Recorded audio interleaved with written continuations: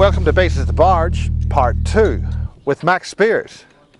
This is Max's first public appearance, and he was very nervous because this is something which he can be triggered on. So it's a great deal of effort he's gone to come and display and talk and take these questions. So at the Coronation Hall, we have Max Spiers for the Bases Project. Everybody out, smokers, yeah. Bloody ex-military latecomer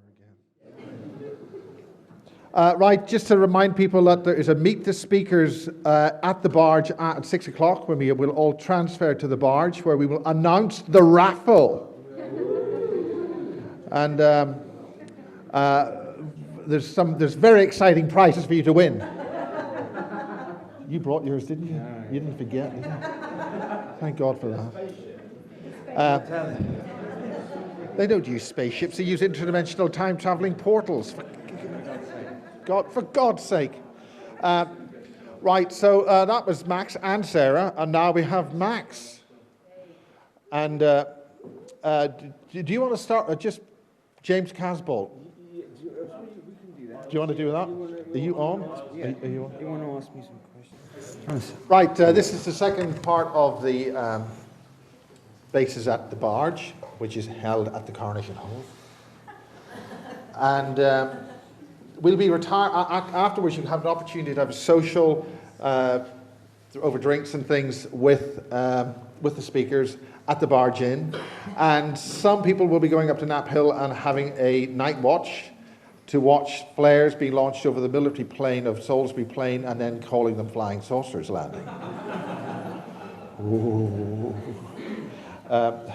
Believe you me.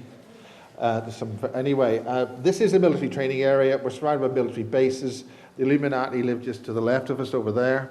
The Illuminati live over there. But right here, we've got Max. And Max and James Casbolt are a couple of British super soldiers.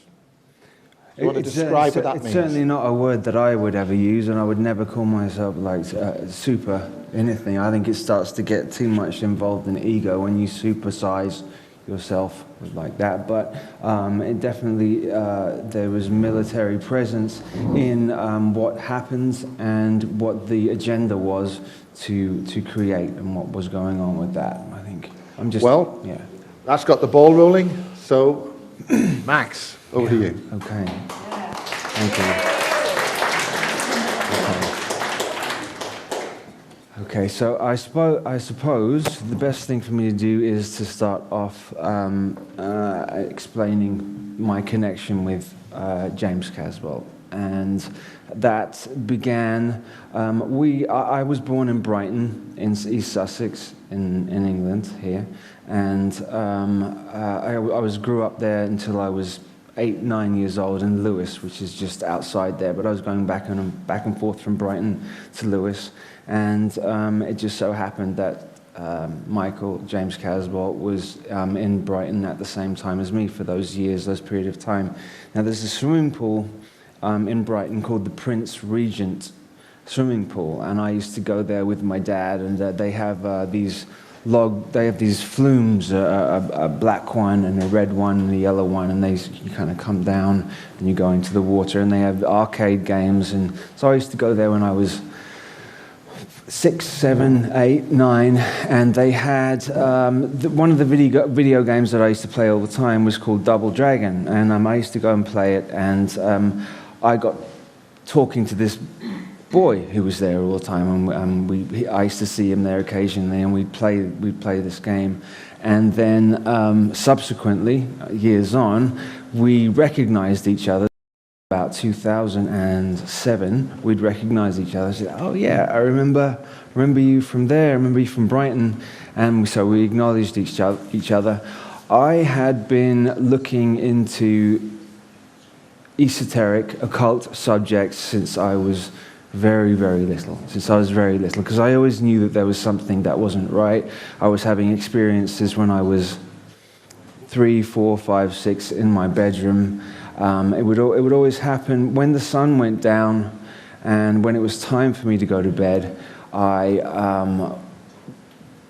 would be aware always there was something. I mean, it's like the boogeyman sort of feeling, or the bogeyman sort of feeling, like there was something underneath the bed, or there was something in the cupboard, or there was something around me.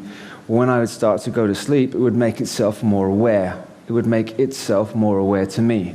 And what I feel now is that there were charmed objects put and placed in my bedroom that where the house was built as well.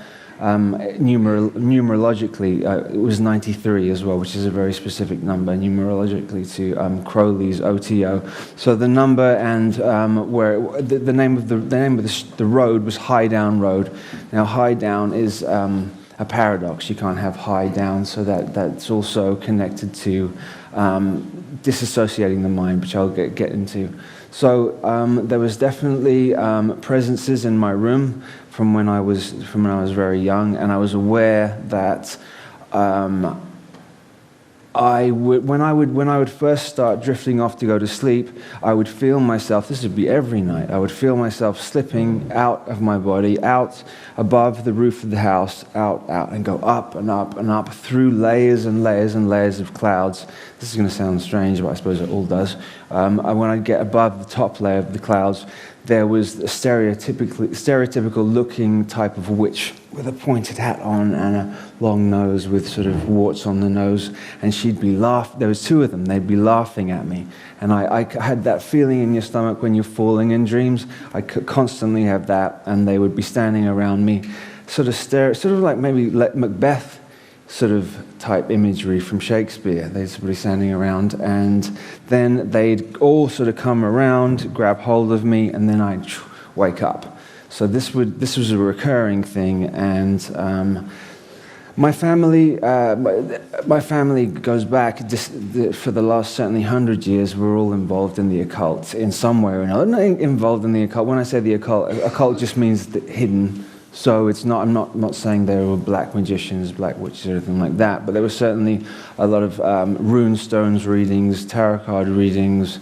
I learned astrology and tarot when I was very young. My mum was sort of Wiccan, so I sort of learned from that. So when I became aware, as I got older, 6, 7, 8 years old, so there was an interim period. Between the ages of 5 and 6, my parents had decided that they were going to move to California, move to Los Angeles. So they just, out of the blue, upped and moved. So from the ages of between 5 and 6, I was living in just off Sepulveda Boulevard, which is in the Valley area of Los Angeles. Now, there is, I think, Andrew Bishago talks about the Mars jump rooms, which are situated on 999 Sepulveda Avenue. And I lived right near there. And now the jump rooms, supposedly, and this ties in from my own investigation, the jump rooms are only available to be, children are only available to go through them. Something to do with the molecular construction of a child before the age of puberty that allows them to go through this sort of like, from my memory, it's literally, there was two ways, literally like a door. So you'd go in through the door, stand in the door. It'd be like maybe a lift. You'd stand there, then you'd feel this incredible feeling, like you were being completely disconnected from everything. And then when you'd come out, you'd be in somewhere completely different. So I had been to Phoenix a lot, and Phoenix, when you look at Phoenix, Arizona, it looks very much like what the imagery of what Mars looked like to me when I was shown it. So I was confused because I was taken to Phoenix when I was a kid, and this also happened. So I thought I was actually going from one state to another, but then some other things that happened told me otherwise. For this, I do come from so my background is Celtic and French. On my father's side, he's a descendant from Charlemagne, which is a French nobility family that goes back to the south of France from about 600, 700, 800 AD, and it's a royal sort of lineage line that comes through France, but it came through, they sort of migrated, they took control of each spot and they migrated to another spot. So if we imagine they began in Babylon, conquered Babylon, went over to Sumeria, conquered Sumeria, went to Egypt. So each one of these are the same people. So if we're understanding these are the same families coming through. From Egypt, they went on to and created the Roman Empire. So when I'm talking about when someone says the Third Reich or the Fourth Reich, it's actually 10th, 11th, 12th. So these are the same beings that have done that. And pre-Atlantean times. So Second World War was key to understanding to have the complete understanding of how to create a mind-controlled slave. Now, if you go back and look at the Egyptian Book of the Dead, there are actually instructions within that book, and that's a book anyone can pick up from any bookstore. It explains how to do that. But the sort of like the modern Nazis, perfected it. They perfected it. And I think that they got the information of how to perfect and shatter the human mind from the tall greys or the zeta greys. There are two forms of greys. There are the short greys that seem to me to be lackeys. They seem to do what they're told. And then there's the taller ones, sort of more gangly looking, which are like this tall. They're also lackeys, but they seem to have superiority over the smaller ones. So this is all in a hierarchy structure. Everything is done hierarchically because that is that's the mindset of these particular beings. So from how I understand it, this present state that we're in, you have the Anunnaki consciousness, stream of consciousness that is pretty much in control of this planet at the moment. What they've tried to do is make us think that the planet Earth itself is not that important, that we're just some rock somewhere with evolving beings on it, and but that this is the only place, and that nothing, when in fact Gaia or Earth is the jewel in the crown. It's the actual jewel, the most important thing, and everything actually is revolving around and focused on this. Earth is actually anchoring everything else down from ascending. This planet is anchoring it down. So that's why all eyes are on this planet at the moment, because when we release it, when the human beings here release it, it releases everybody else. So they're watching for that to happen. I wanted to go a little bit into, which is what I know about because I've had to study a lot, into mind control in general and how it's done and what happens with that. For these specific bloodlines and these breeding bloodlines, they have to take a child before the age of 3. So to shatter and honeycomb the mind, the children have to be put into extreme trauma. So any way that you can extremely traumatize a child before the age of 3, electric shock, rape, extreme physical abuse, any torture like that. What will happen when they were testing out the breaking points of human beings at Tavistock? The Tavistock Institute originally was set up to work out the breaking point of human beings. So that once the human being breaks, it shatters at the top of the spine here, it shatters that and sort of honeycombs into many other possibilities for personalities. Because the body doesn't want to go, or the mind and the soul doesn't want to go through that trauma, so it separates itself off. And so what they had, the Nazi doctors, Mengele and Himmler and the SS crew had worked out, and they'd got information from the Zeta of exactly how to do it, exactly how to program it. So then once the mind is shattered, then you can then, in each of the honeycombs, which would be another personality or another alter, can be specifically programmed and to anything that you want it to be. None of the other personalities are aware of the other ones. So you could have somebody with, so it's called MPD, multiple personality disorder, but more recently it's known as dissociative identity disorder, because it's not another personality really, it's another version of the identity of the person. So it's not another personality. The primary personality is the front personality, which is all of us communicating to each other now. That's the front alter personality. Is not aware of, if that had happened to you, is not aware of any of the other ones. Now, the programmers themselves have ways of using color, tone, hand signals, frequencies to be able to switch to another one, to another personality through, so like I said, with the honeycomb is there, and switch to another one. So there could be one personality, which is the front one, that didn't have any abilities whatsoever to ride a motorcycle, to shoot, to be a sniper, to do any of these things, but another one, if it's then activated, is then completely able to do it and has all these abilities. So you can, that way was the way to be able to create an undetectable mind-controlled slave, because the other personalities are not aware of the other ones. The key of, okay, so I mean, I didn't really want to get too graphic with it, because some of it is really hard to talk about, and so sodomy is one of the main keys to doing it, because what happens is when you rape a child before the age of 3, what happens is it sends electrical signals up the spine, which then explode at the top of the spine, and then that's the easiest and fastest way to create multiple alters. It's called vasovagal shock, and they also call it in the Egyptian Book of the Dead, it's known as the Key of Solomon.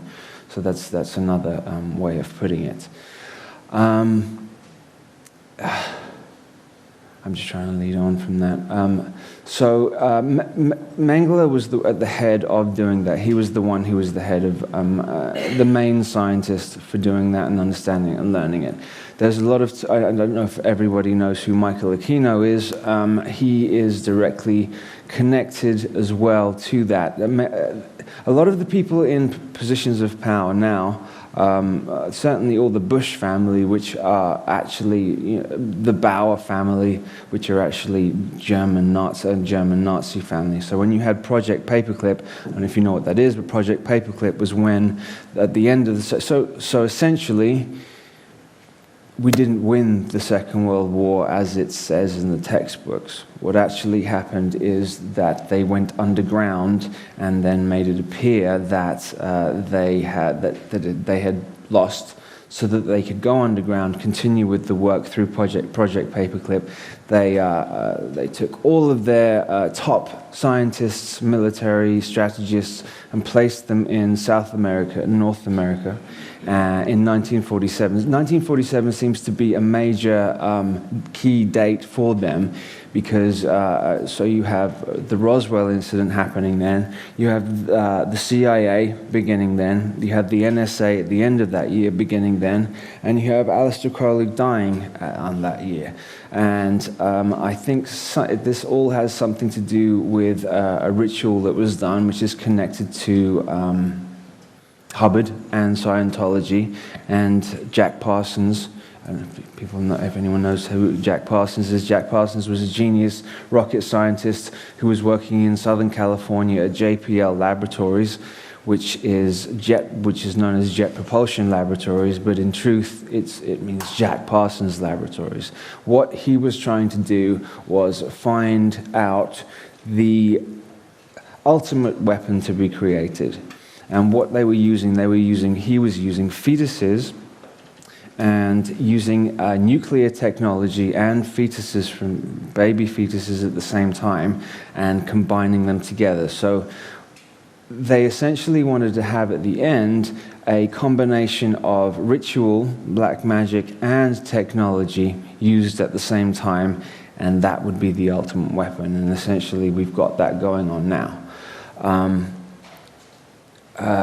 So I was saying earlier when Sarah was speaking, any of the outer heads, any of the outer rulers that we're seeing at the moment, any of the prime ministers, any of the aristocracy are only the outer heads. So certainly for the British rulership, if you look at the symbol, you'll see a crown, and very, very often through the crown there'll be a sword, which is the Templars' way of telling you that they rule behind, in the shadows, behind the aristocracy. The Saxe-Coburg-Gotha line, which usurped the British throne, which they called themselves the Windsors, that certainly isn't their name. They're a German family Victoria was the first one who came and stole so they're Germans. They've been German for the last 120 years. So Germany really is at the rulership of this country, and they are still today. They've just done it subversively, and they've just done it underneath the radar. And what in their mind, what better way to do it is than to disappear and then get everybody in a comfortable position where we think everything's all right, and then hit in the last second, which I think is really what's going on now. They're not able to hide themselves as much as they could do anymore because of the frequency of the planet raising. They can't hide anymore as they used to be able to. So there was what they wanted to do after the end of the Second World War, which was really about money and was really about testing out the collective trauma. So we all, as a species on this planet, we're all traumatized. We're all traumatized collectively through the wars that have gone on. Outside of the individual trauma that goes on, as a human species, we're traumatized. I noticed, just as an example, walking down the high street yesterday where I live, and a bang went off, and everybody, I could sense the fear. There's an underlying fear with everybody on this planet at the moment that something is sort of about to happen, but they don't know what it is. So you've got a lot of people who were speaking out about these things now sort of running to the solace of Christianity or a religion because they don't know what else to do. The Christian religion, and I don't want to step on anybody's toes. All this stuff is just from my understanding and my research, which has been 15 years of research, because I needed to find out what happened to me in 2008. I think I'll briefly go into what happened to me in 2008. I knew that people had told me throughout the years that sometimes that when I would speak about something, or I would watch a movie with somebody, or read a magazine, or read a book, and then they would then say to me, I'd say, "Oh, should we put this movie on again?" And they would say, "Well, you just watched this yesterday, or you just did this yesterday," and I would have no recall of it. So I knew there was something wrong there, so I'd be missing time. Or what I think it is, actually, a lot of the modern movies that come out immediately have trigger in there. So they're layered movies. So when certain people watch it, that will trigger you into a slightly other altered state, and then the movie itself can then program you, and you would have no idea at all that you'd been programmed. So I watched Oblivion for the first time, and I had absolutely no recall of the movie at the end of it. I just watched it, and then it finished. I had watched it with Sarah, and then when it was finished, I didn't have any clue what happened in the movie. But it certainly had affected me on an emotional level, but I didn't. And if you think of how movies are laid out, they're laid out in a dream sequence sort of state. So all movies are there to affect the subconscious, because it's not like one camera. Like when we're walking around, it's one camera moving wherever you are. A movie is dream sequence, like sketch.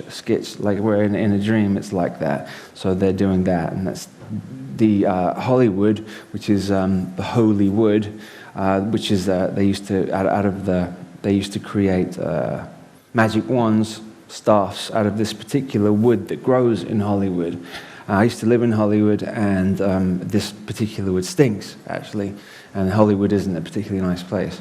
But that's why, and this wood that they use is called the wood of illusion. So the illusion is created and stems from Southern California, and it sort of pervades out through. So they're using the U.S. as a testing ground. So they test it out. They'll test out different things there in the US, usually on the West Coast for certain things and the East Coast for other things. East Coast is more European, so they'll test out different things there. And then if it worked, they'll try it in other countries. If it didn't work, they'll leave it. So in 2008, what had happened? I had searched and searched. I'd been speaking to James Casbolt for a couple of years, and we had come to some conclusions. We remembered certain things. My only memory of him then was when we were children. I don't remember him as in the in-between time. I recognized him when we saw each other, but I don't remember him only when we were kids. There was this particular swimming pool. They tend to use big bodies of water because water is a stargate in and of itself. Water is needed to use frequencies and vibrations. So I have this memory. I have a memory of this, and it's strange.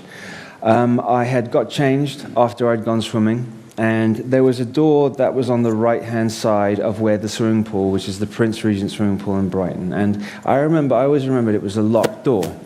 And somebody who worked there, who was looked like they worked for the swimming pool with a whistle or whatever like that. And they sort of ushered me over this way. They said that my dad was going to, because I was there with my dad. They said that he was going to be here, or he was somewhere in the changing room. Well, I got taken through this door that was always locked. As I went through the door, there was a spiral staircase on the left-hand side there. So I go through the door, spiral staircase here, spiral staircase on this side.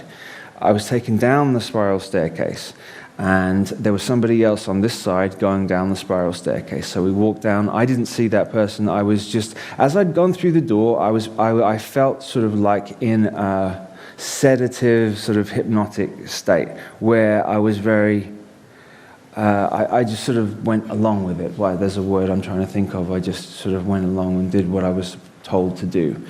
And when I went down the spiral staircase, there was some sexual ritual that was going on there, and I was sort of watching it. I was sort of watching it, but without any feeling associated with it, just watching it. And then there was a classroom behind. This is just one of the stories where I was in a classroom.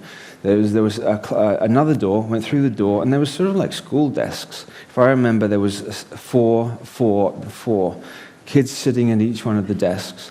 And but all in the state, I sat down, all in a state of sort of like this hypnotic state, looking forwards.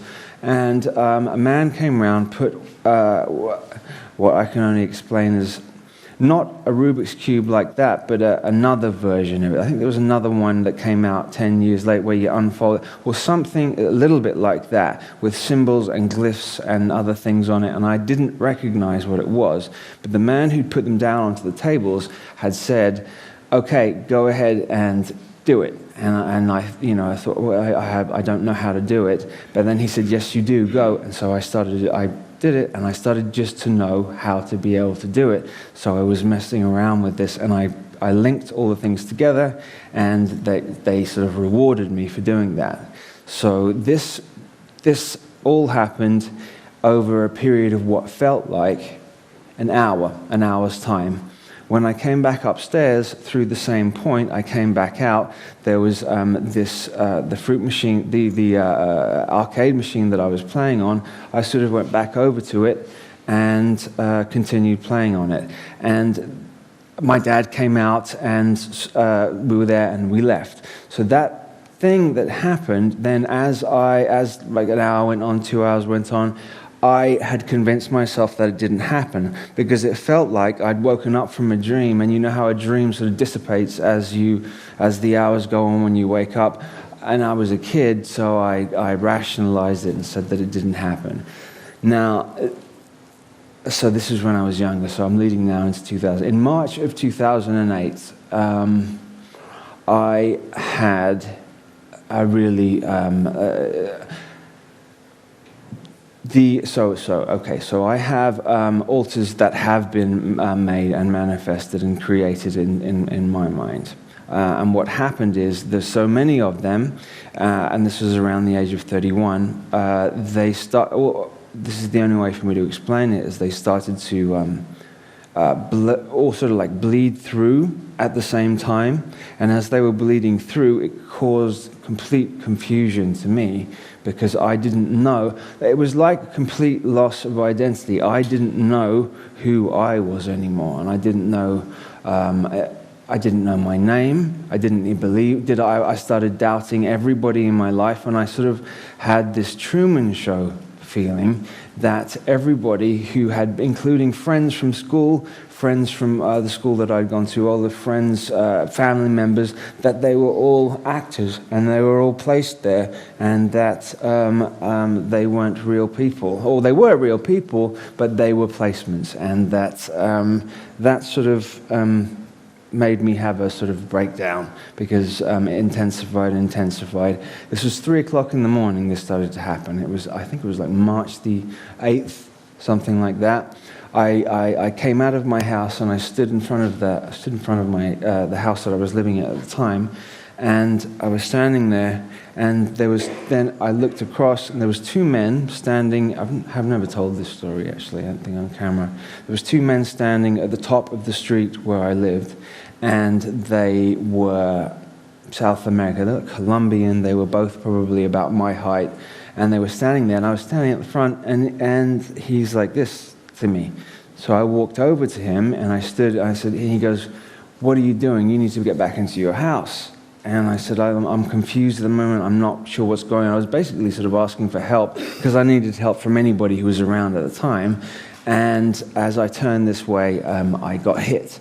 So I got hit across the back of my head, and then hit. So there was 2 of them, got hit from that other side. I went down onto the ground. As I fell down onto the ground on my back, these 2 guys attacked me, and I was covering myself up, but I mean, I got hit multiple times in the head. My nose is broken, it's still actually broken, and I managed to get up from underneath them and scramble back into the house. So what I think was happening then was as the programming was breaking down, they don't want a person to remember what's happened, because then I'm able to stand up here and speak and explain, what I feel is happening. So they either want to discredit you completely, discredit anything that you have to say, so they will assassinate your character, get you in a mental institution or a prison as quickly as possible, or kill you. So I'm sitting in the house bleeding at that point. Police show up, ambulance shows up. I came out of the house. They put me on a gurney, and I was in a state that it's very difficult to explain. They're trying to get me into the back of the ambulance. As they were rolling me on the gurney, these 2 men dressed up in white ambulance men threw me off of the gurney and then pushed the gurney back down on top of me. So something didn't make sense there. So it was like I was being set up. It felt like this whole thing was being set up. They then picked me up, put me back on it, put me into the back of the ambulance, and then I don't remember anymore. The next thing I remember, I was in a coma in the hospital, where I didn't know where I was. And then they had decided that they wanted to put me into a psych ward. So they wanted to put me in a psych ward for 3 days. So I was stuck in there with some unbelievably unusual people and trying to get out. And so I was there for 3 days. Somebody told me, look, just follow the rules, follow what they tell you, and you'll be out. There's nothing psychologically wrong with you. I went through a number of tests, and there was nothing wrong with me. They just needed to keep me locked down for that period of time. So I transferred I went from this hospital to this particular ward. I left after 3 days from this ward, and then they wanted to. Then I was placed into a rehab center, but it wasn't for a drug rehab, because I was clean. I wasn't using drugs at the time, but I was left in there. I was there for 9 months, and what I now know is that this is a reprogramming center, and what they were using primarily is neurolinguistics and I actually found secretly, one, I was just searching around. It's a big place. I was searching around and I found these neurolinguistic books. So they were using neurolinguistics to reprogram people who were waking up. I mean, they also help people who have drug issues, etc., but they were reprogramming certain people. I know that 80% of the drug rehabs throughout the UK and the US are used as reprogramming centers. So that went on from there. After that happened, so I was 31, 32, I'm 38 years old now.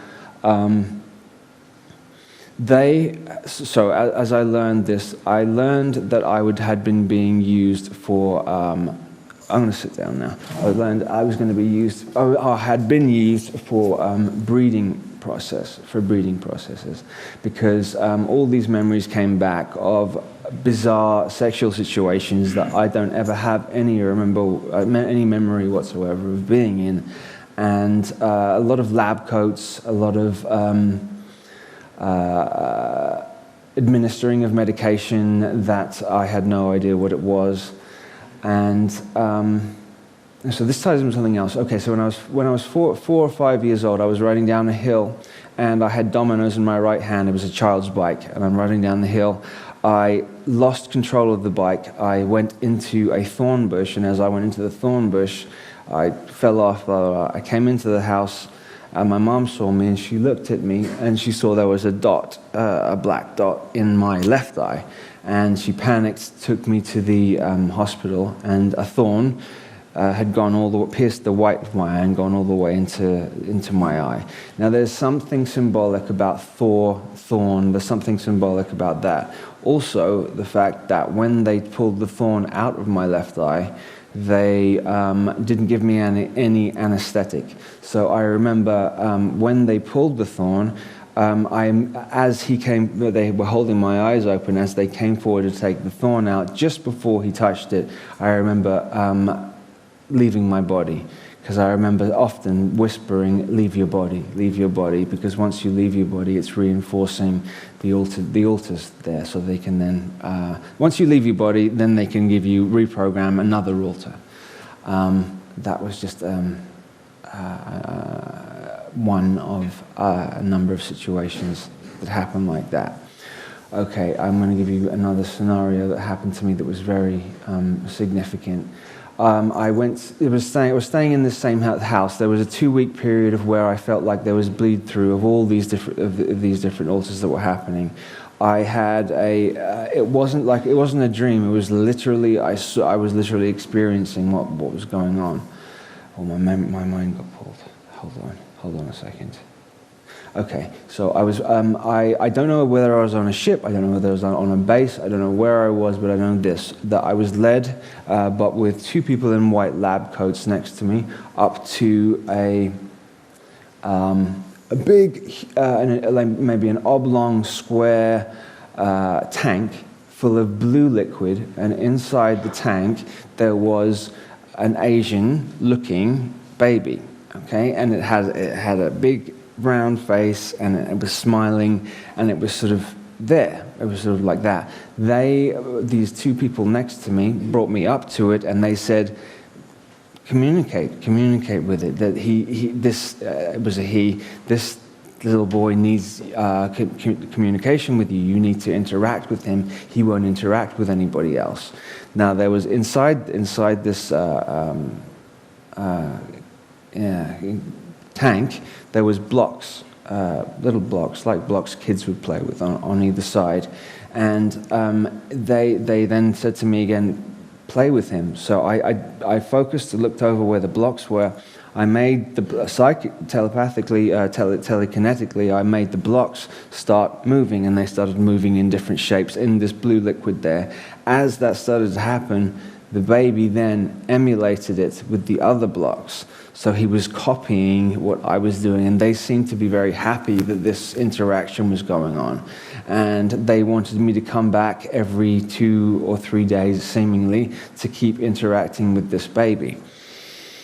This went on for 6 months, as far as I can remember, and then I was taken by, this is all in laboratory settings, very, very clinical, a lot of steel, silver, and everything was very clinically done. I was taken into another room by an Asian woman, and she sat down with me and she explained to me what had been going on, and she was very kind. This wasn't negative. This wasn't a negative experience. She explained to me that they had been using my DNA to test and to use for different breeding lines, So they needed my DNA or sperm for specific lines that were being done. They wanted a mix and match to find out, to create. I think some of these babies, because they were just being brought up in a very sterile environment, like in a base, like in a ship, they need some interaction with beings who interact regularly with people, so that when the baby is then incorporated into society, it has some idea what it's like to have to have experiences with other people. So that was my sort of service to this particular child. I also had a very strong feeling that it was my child as well. I got explained in detail why and what it was by this Asian lady. And if anybody has any questions, and then I can sort of like move on with other things, if I go with questions. Just that you said it was involved in this breeding program. Yes.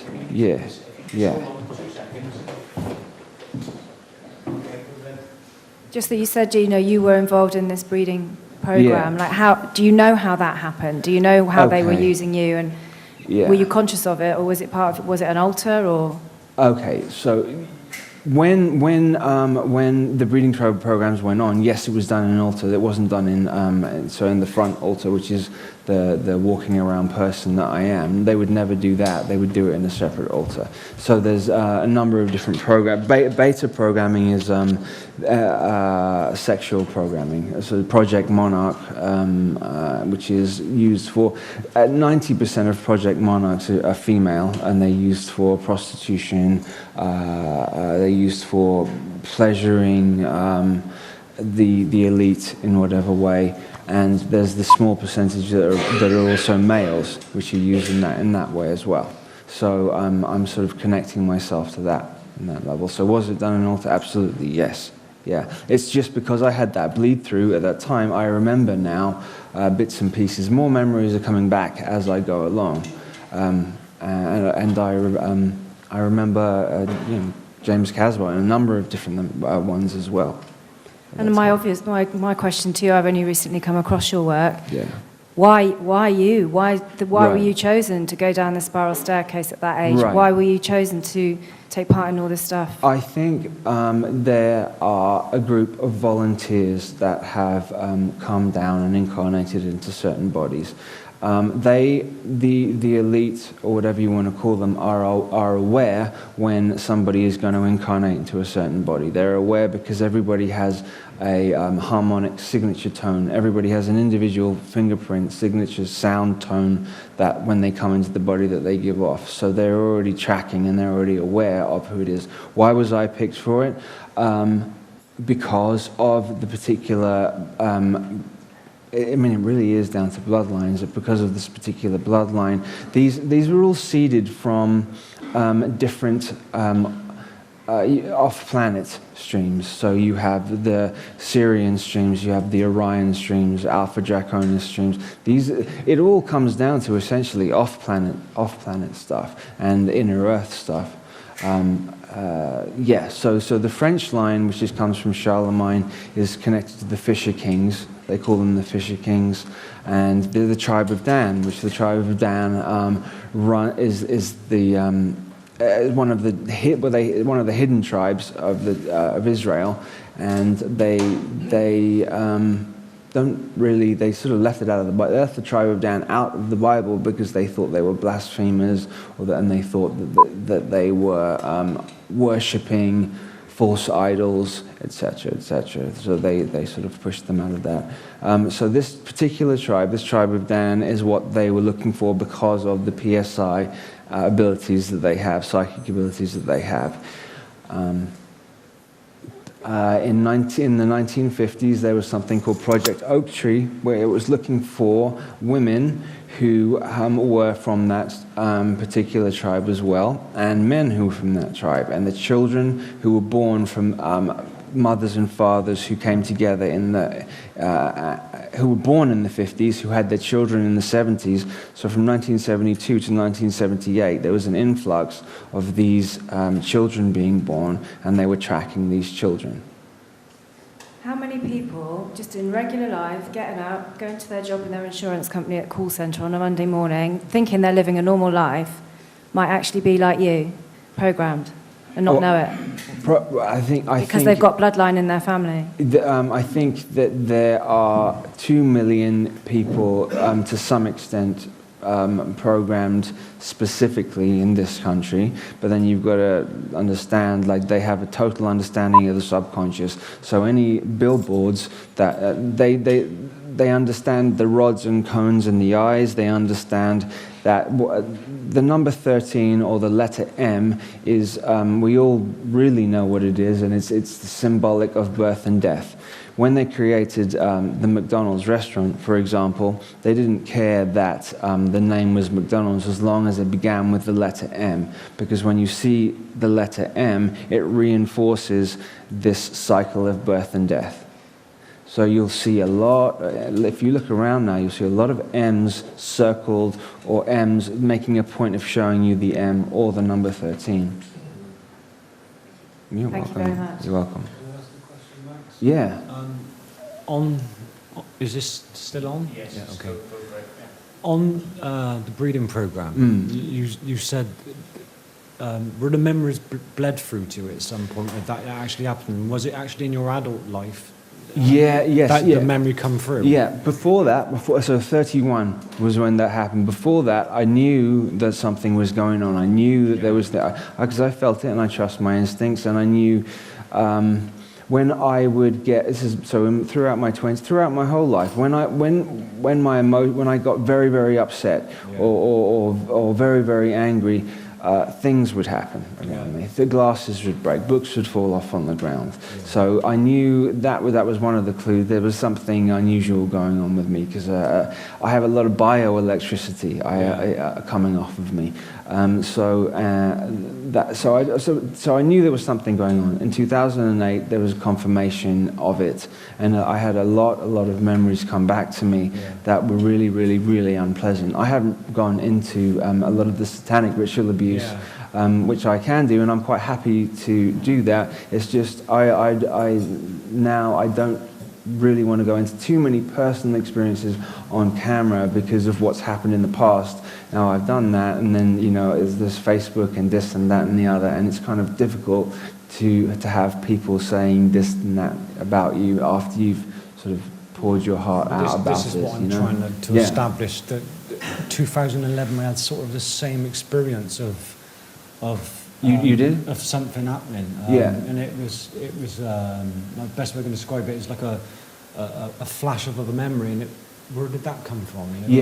For me, there were so many that came through. I literally thought I was losing my mind. Well, I had the original experience on the evening, and thought it was strange, but didn't really. Your mind goes somewhere else. Oh, just nothing. Yeah. And then a couple of weeks later, I'm just watching the TV in my front room, and there was a flash of like a segment of memory. Yeah. Which I don't recollect ever being in a chrome room. Yeah. You know what I mean? Yeah.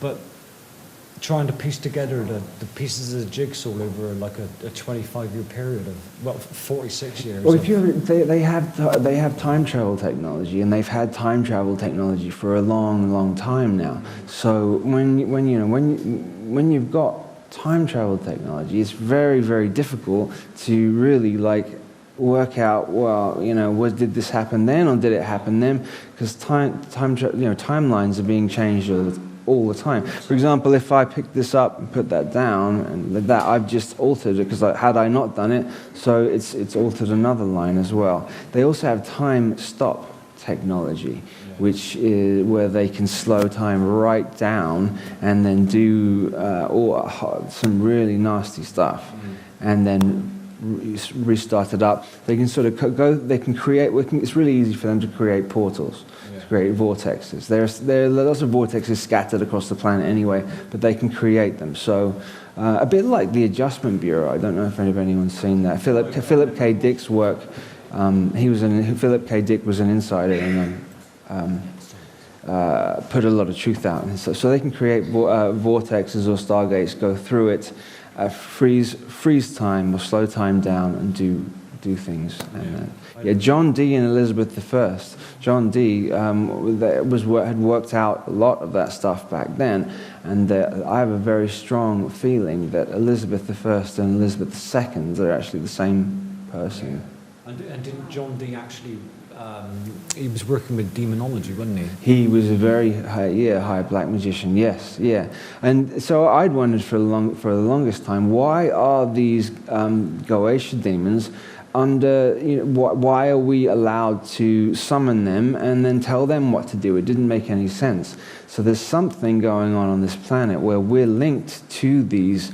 If you want to call it hell or the lower frequency, we're linked to them, and they have to do.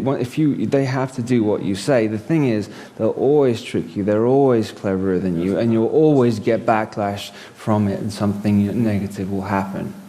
Yeah. Cool. Thank you. Yeah. Hi, Max. Hi. I just wondered if you could just tell us what's actually happening with you now. Are you Yeah. able to control it better, Okay. or because Okay. obviously Miles sort of said something before you arrived that, you've been. Over the last almost 3 years, I have done a whole lot of work in deprogramming and taking care of myself more. Because what they also do is the attachments, they attach, and then they get emotions and they sort of grow. So they attach and they grow on you, become more powerful through your own emotions, and then they start to make their thoughts your thoughts. So then you've got to differentiate between is this my thought? Did I choose to do that, or is this somebody else projecting the thought in my head? Which is very, very important to do. So I learned over the last few years, and I turned a lot around from 3 years ago, because I was ending up in positions where I was almost dying, like multiple times, 10 times, 15 times, where I was almost dead and then not. So that is not. Yeah, I've come away from that. It was really they seemed to really want me to be dead for a very long time. But they now are not able to do that, because they can only attack you if you're vibrating at the same level as them.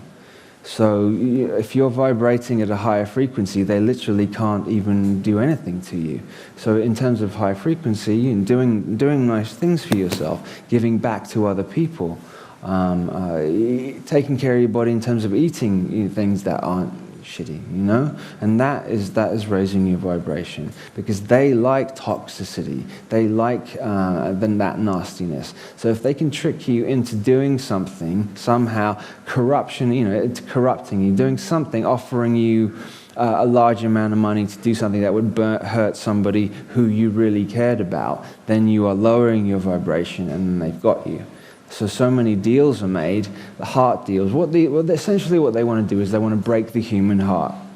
And if they break the human heart, then they have it. They have us. And the human heart is the thing that's shining the brightest. That's the thing that's keeping us going.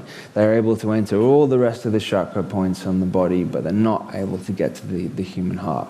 So a lot of the deals that are made, acting deals, music deals, fame, seemingly they love. People are loving to have fame.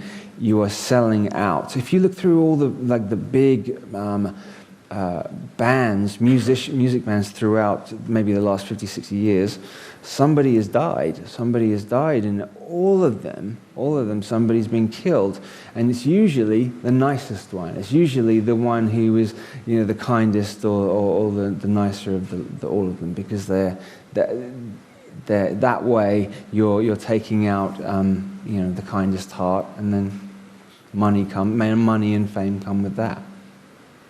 Eric Clapton is actually quite a good example with his son Connor Clapton, who fell out the window and died.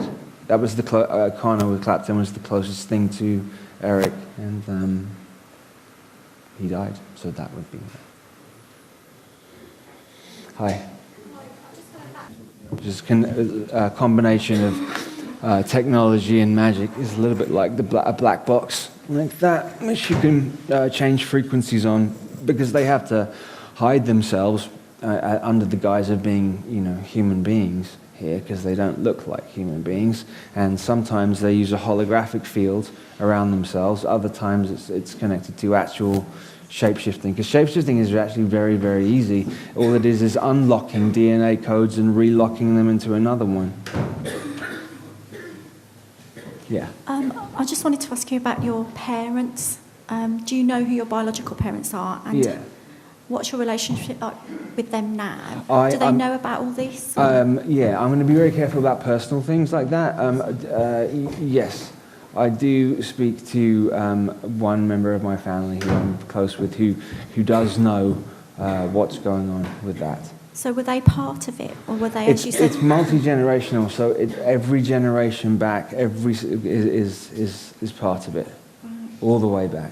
Okay, thank you. Yeah, you're welcome.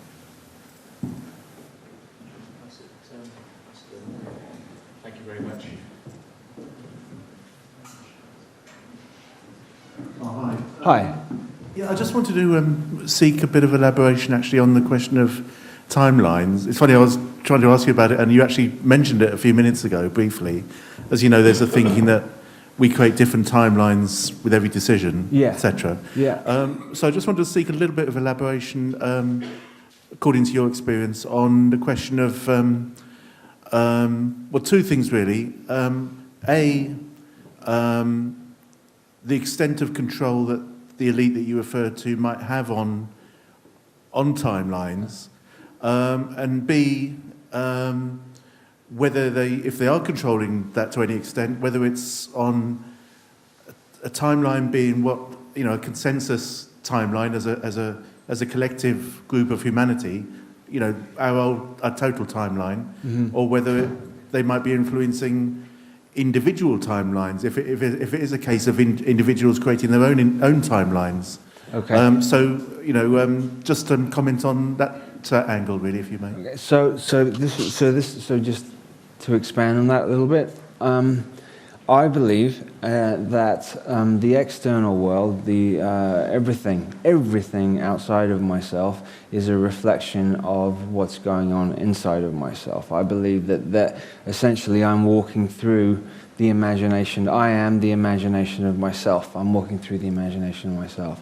And that when you change something significant about yourself, you're going to change the external reality, because this is the micro and that's the macro, and it does work, even down to the point of if you put a different shoe on in the morning, that if you switch up something around the other way, you'll notice that things slightly shift and slightly change. Choices that you make will shift different timelines, but then it comes down to being able to differentiate whether or not it was your choice in the first place. So if I'm driving in the car and all of a sudden I feel like orange juice, is that because I really want the vitamin C in the orange juice my body wants, or is it because 2 days before I was influenced subconsciously by something else that I saw somewhere else, on a billboard or from a commercial or something like that? Are they in control of that? To an extent. I think when you understand your own thoughts, then you are more in control of it. And then if everybody here is a single unit, really, it's just broken. So we're all one piece of glass. Just it's been dropped and it's just broken into separate pieces. So if I feel aware that everybody here is a part of me, and I'm just explaining. And so you're me, I'm you, and you're just explaining things, reminding you of things that you already know. Thanks for your view on that, thanks. You're talking about timelines. What are your thoughts about CERN and how are they involved in manipulating time? I think that CERN is trying to. I think it goes back to what Crowley was doing in the 20s and 30s as well. They were trying to open vortexes through rituals and ceremonies to allow very low vibrational beings in through these to sort of run amok and do what they want to do. CERN is what I feel they're trying to do, because they're using like ancient religion as well. They have a statue of Shiva right in the front of CERN, which sort of doesn't make any sense. Anyway, but if they do this correctly, they could tear a hole in space-time and allow these beings or these entities that have been locked away for very, very long time to come back here and sort of make hell on earth. If the great work of ages, which is where it began, from this whole thing began, when Atlantis fell 13,000 years ago, they have they wanted to create a new order. So it's taken 15,000 years. They had this block of time to get a perfectly organized, ordered, sort of like global Nazi state. And the capstone floating above the top of the pyramid is letting you know that it's still in progress. And when the capstone is placed on the top, then that means they have completed the great work, which is the aim to have what I just said, a global state. Given what you went through, I'd be very interested to hear your opinion about the fact that the paedophilia within the government, the whole Jimmy Savile, Ninth Circle, Royal Affair, I think it's all coming to light now. Yeah. I mean, I would assume that would be information that they wouldn't want to come to light, the ruling families, because it's beginning to make people question. We were coming up for a general election and people are thinking, I'm not going to vote because we're run by a bunch of murdering paedophiles. Right. It's in the Sunday Mirror now. Right. It's coming to light very, very, very quickly. That's the thing, but that makes me feel that there's something more going on with it, because like I said, the people who seemingly are in control are all expendable. And I think, there's consciousness is raising, but I think they have something else up their sleeve, and I don't think it's just going to be as simple as, okay, rising up, yes, these people have done that, yes, Prince Charles has done that. I have memories of Charles doing like heinous, unbelievably horrible things. So these people, will fall, and then so what's going to be replaced? They're going to put somebody in a position to So you think it's a replace. double bluff? I think that there's more to it than just all of a sudden we're all waking up and everything's going to be flowers. I think there's something else coming before that happens. Will we see an end to paedophilia ever, or is it just part of this whole global, cosmic way of these beings operating? They can't function here. They can't be here unless they steal raw, like life force energy. That's how they feed. For them to maintain how they are here, they use that. Is there going to be an end to it? There'll be an end to it when they cease to exist. And I think that as us being the creators, really, we have to sort of almost think them out of existence. When we realize, when everything's out, when we realize what's really, really gone on, when everybody realizes that we've all been lied to, all the textbooks were wrong, we'd all been lied to about the physics, maths, chemistry is all BS. And when we look at it like that, I mean, the influx also, the flat Earth stuff that's coming out now is insane. I don't have, I'm not saying it is or it isn't that, but I do know that the way we've been told that the globe system works isn't exactly right. So, I mean, it's hard to... yes, in the imperfect world, of course, that would all be done with. Sarah touched... only one more question, then I will shut up, I promise. But Sarah touched on this about the children that have been abused and how they go off and lead these awful lives. A lot of them commit suicide and turn to drugs. The majority. The majority. Probably, yeah. But if you have that trauma as a child and you have no idea why it's happening to you, let alone that it's part of a galactic thing. But can people who have been victims from children's homes and currently existing in the world as damaged adults, can you ever heal them? Can they be healed? You seem quite healed, actually. I must say. Yes, you can, but a lot of work needs to be done. I think a lot of work has to be done. And first of all, you'd have to realize that something had been done to you. And the majority of people don't want to realize that or don't want to think that. And so, and the rational mind is so strong and telling you that, this is this and this is solid and we're sitting here when, nothing is solid. The reason we're living in a dualistic, everything is dual here. And the dualistic nature of it is the illusion of it. If it vibrates, everything is vibrating. If it's vibrating, it's going from one point to another point. Back and forth is vibration, right? So it's going. There's duality within the vibration. So if it's vibrating, then it's dualistic and illusion.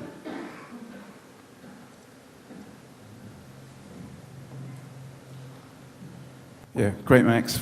Just a quick question about Aleister Crowley, because I do believe that intuitively he's anyone who's so demonized in, the public, there might actually be some truth that he may have been a star person, or at least isn't quite the demonized person that he's made out to be. And, any person like that's portrayed in a negative way, they do that for a reason. So is it that he is actually, one of these light workers, and we just don't know the full story of who he was, and obviously his connections to intelligence agencies and things, but there's much more to his story than we actually know. And he wrote and exposed in his books about things that had not ever been written before, and so the information that he put in his books, regardless of whether it was good or bad, or if he was doing anything good or bad, when one human being does something that nobody else has done before, we all collectively evolve and we all collectively get wiser. So in that respect, definitely, and I definitely believe that there's a Crowley connection to the Bush family as well. And I feel that Barbara Pierce, who was Barbara Bush, was the child of Crowley and somebody else. And also, I don't know if anybody knows about Candy Crowley, the news reader on CNN. Has anyone seen her? Just have a look at her spitting image of him with a wig on.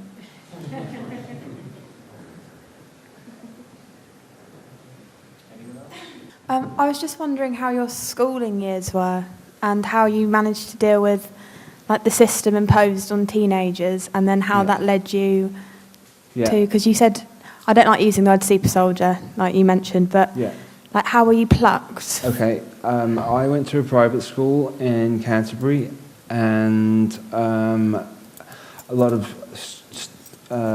things went on there. I'm just trying to be careful with names and stuff, that's all. I was christened and confirmed by the Archbishop of Canterbury in Canterbury Cathedral. And so there was that ritual in and of itself by that person. They already had picked me then. I'd been to a couple of schools, and there's a lot of missing time for me at school. There's a lot of things where wasn't aware what had gone on. And there's somebody else in particular who's in the public eye, who I sort of don't want to mention, but who went through that with me as well. And I was aware that there was stuff going on that shouldn't have been throughout school, for definite. Yeah. Thank you. Sorry, I've got one more question. Did your parents know, or do your parents know, or did they know what was happening to you? On one side of them, they both. There's Tavistock. Is Tavistock and Stanford Research Institute are prevalent in my family. I remember going to laboratories with a best friend of mine who was a little girl when we were very, very young, and her parents were scientists from Stanford, but they would come back and forth from Sussex University to Stanford University, and those two universities are the main arms of Tavistock. And I remember some strange incidents happening when we go. Her mother would say, "Okay, we're going to the lab now." And she used to come pick me up and Meredith up. This was my best friend when I was a little boy, and we'd go to the lab, and some strange things would happen there, like feeling like I was out of my body. And then we were locked in the car. I remember being lots of times locked into spaces with her, and it didn't make any sense. But whenever it happened, it was always sort of like in a disassociated hypnotic state. And so then when time went on after, I just assumed that it didn't really happen. Or some, adults say, "Oh, it's just your imagination." And I now know, that it wasn't. They did 3 surgeries on my left eye after the thorn went into my eye.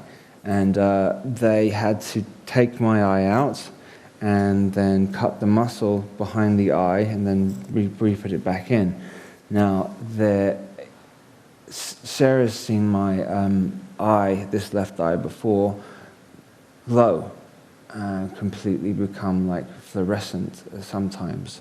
If I have extreme emotions or an emotional thing come up, my left eye will glow.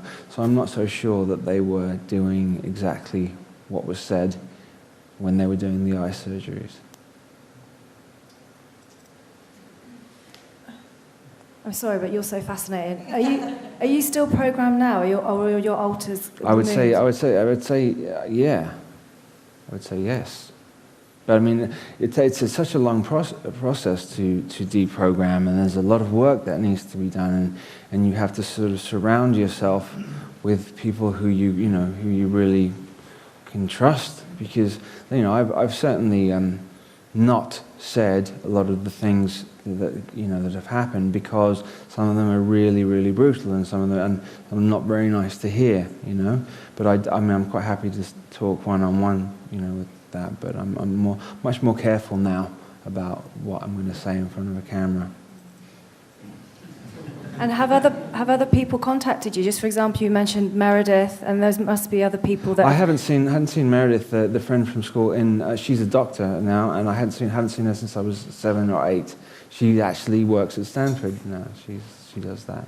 But do you have any contact with people who have gone through similar experiences where their altars have broken down and they're remembering, and it seems to be a collective remembering? You're waking up, people in here have woken up, people are waking. Yeah. There's obviously an army presumably some sort of army of you guys. And your friend James Casbolt, if you could talk a bit more about him, if he is your friend, I don't know.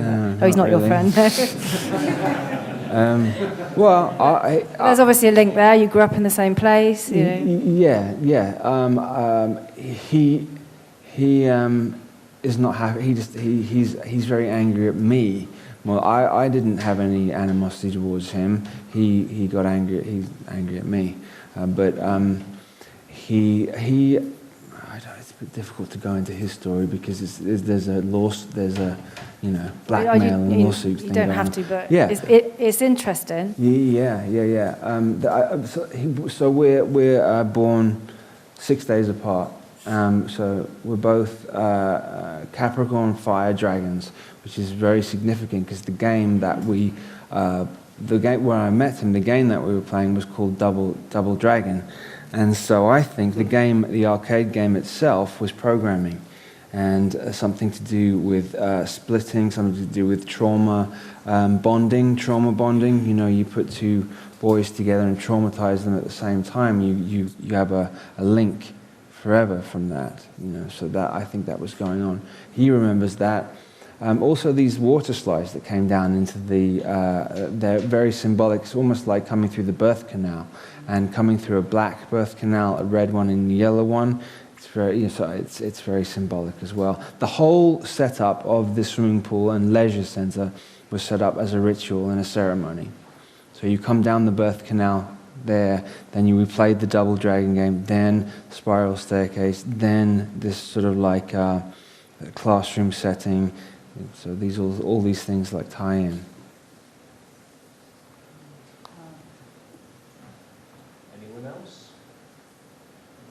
question you'd like to ask? I've had many from the back. Yes. Anybody at the back? Yes. Thanks, Noel. Thank you. I just wondered, because you're waking up, which I think is wonderful, are you now approached by entities or other presences that are supporting your waking up? I'm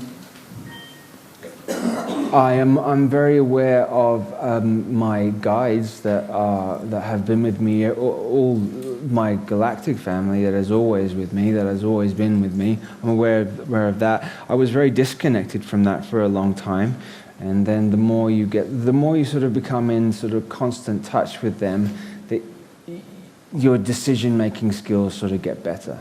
Because when you're not connected to them, you tend to make really bad decisions, or I did. So yeah. Am I answering the question right? Yeah. It's also because I noticed that there's such a change going on that let's say the positive, the constructive powers or presences are approaching the ones who want to wake up easily. Yeah. Now, I also have the negative ones following me all the time. Yes. You know, and I'm aware of them watching, following. Yeah. But are you aware of any communication between those two? I mean, in the other dimensions. They've had to. There was numerous divided forces that infighting. They're sort of like a crew of robbers where they agree on the crime, but they don't agree how the money's sort of divided out to each other. But now they've had to so they've all sort of kind of got together and joined to make sure that they get the agenda fulfilled. So the ones that had been fighting for thousands of years have now come together. The Davidic bloodline, which King David's bloodline, is now joined with the Merovingian bloodline. They've connected up, which they never would have done for a long time. The tribe of Judah is joined up with. I'm talking about the negative aspects of the tribe of Judah joined up, and this really does lead back to Anu, Enki, and Enlil, and the original Anunnaki who created this hominid, or this upright species that we have now, this template of the being that we are now. They sort of put together. Remember, they've got the technology to build a being, place it inside the female, and let it grow, and then they think that it's their child, when in fact it's hidden under another name with sleeper programming to wake up when they want it to wake up, to go ahead and do the duties or the job that they want it to do. That makes sense? Yes, it does. Thank you. You're welcome. Anybody else?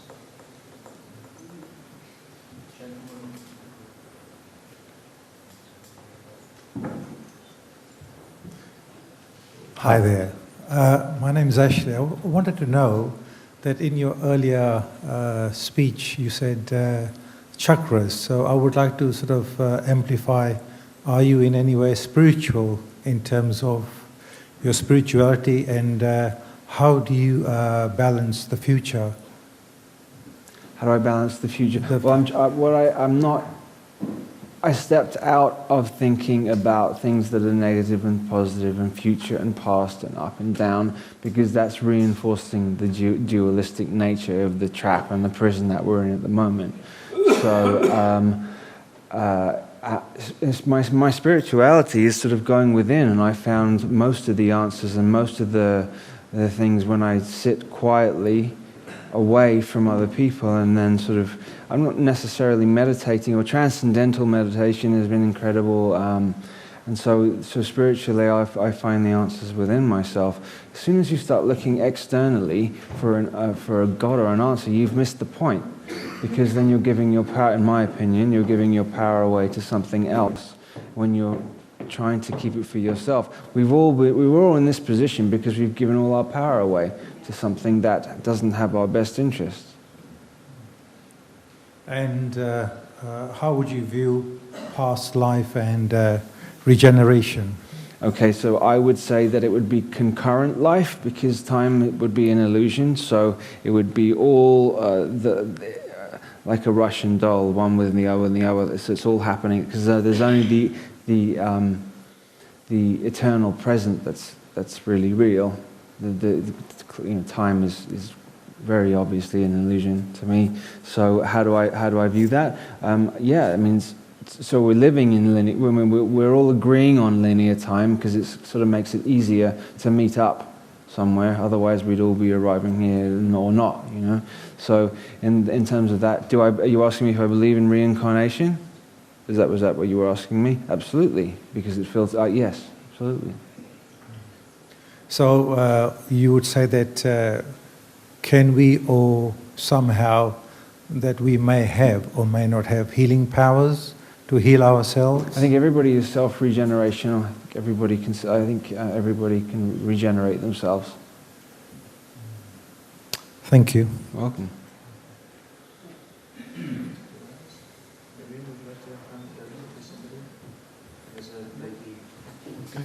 Can I just talk? We're all living longer, and I know it might be a little bit an awkward question, but who's actually responsible for making us be older, being alive longer? Is it ET or is it human beings? You mean the few years older that we're getting now? Yeah. Rather? Yeah, I mean, like that's only really because of the food isn't. I mean, the food is. It's what? Sorry. The food is a little bit better. There's medicine, Western medicine now, but we shouldn't. The human body is genius incarnate, and it's infinite incarnate. It shouldn't age up to 100 years. We should live thousands of years. We shouldn't be aging like this. So what's stopping it? I'm sorry? What is stopping us? Well, the creators of this particular body messed around with our DNA helixes. So we're not. If there's 12 basic root races in this particular galaxy, feline races, dog races, reptilian, a number of different reptilian races, mammalian races. What they've locked it down within the human body is only mammalian and reptoid. So we've only got those two. And they don't fit together at all. They're complete opposites. So essentially every human being has got an internal war going on inside them at all times. And most things that are promoted are reptilian brain based things. Survival type stuff. So eating, fighting, sleeping, anything, all those things, like sex without love, all the things that are sort of based upon the pleasure sensor part of the brain, the pleasure part of the self-pleasure part of the brain is all based on reptilian part of the brain. The R complex, it's called. So I know that in the human body there's, I'm not sure about this, but there's a part of us that is reptilian. Oh yeah, on the pelvic. The amygdala, yeah. Yeah. If we've got that, shouldn't we be inheriting that sort of genius? Genus? Genome, yeah. Shouldn't we be inheriting that genome to make us live longer from that? Well, we're predominantly, because it's the neo-mammalian brain, we're predominantly neo-mammalian, okay, and the older part, the ancient part of the brain is the amygdala. It doesn't mean that we would live any longer. We're either one. Yeah, I think that they're both. We should have far more strands of DNA. Far more strands of DNA. Well, in actual fact, we've got 2 strands. We've got 2 strands, yeah. It's moving into 3, isn't it? Because you're getting. Some people have more than that now. Some people are walking around with far more than 2 strands.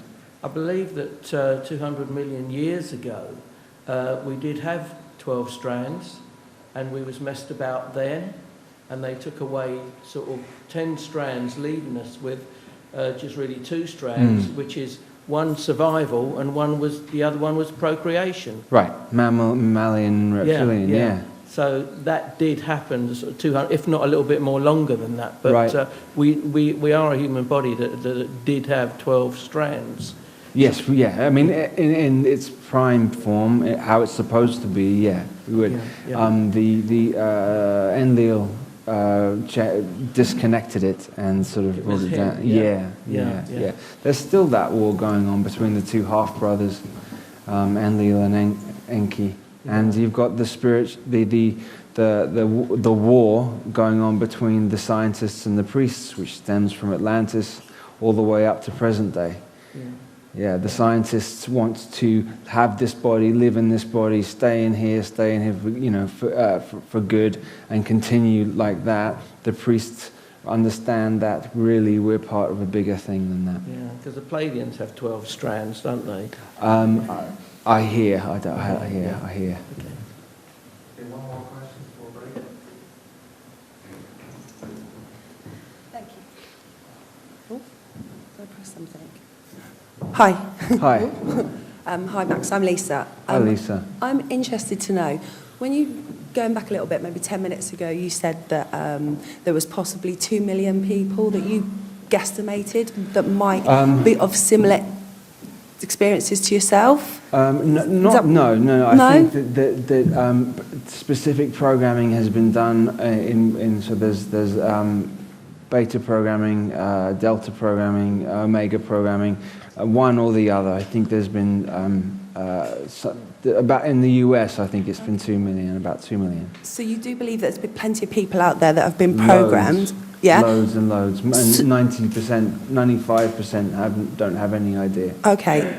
And so what do you think that end game is? What's your perception of that? So if there are all these people programmed, what do you think the end game is for that? A lot of time and effort has obviously been put into that. Yeah. So would you say the end game, or there isn't, they're just sleeping? No, they're there for a reason. I think that when it's shut, when everything sort of, when it hits the fan, then a lot of them are sleeper programmers, and they'll be activated to do what they're supposed. I think each one will have a different thing that they're supposed to do, and some of them are shepherds, some of them are to go and each one is different. Military programs, sexual programs, they're all different ones, but they're going to be used for that.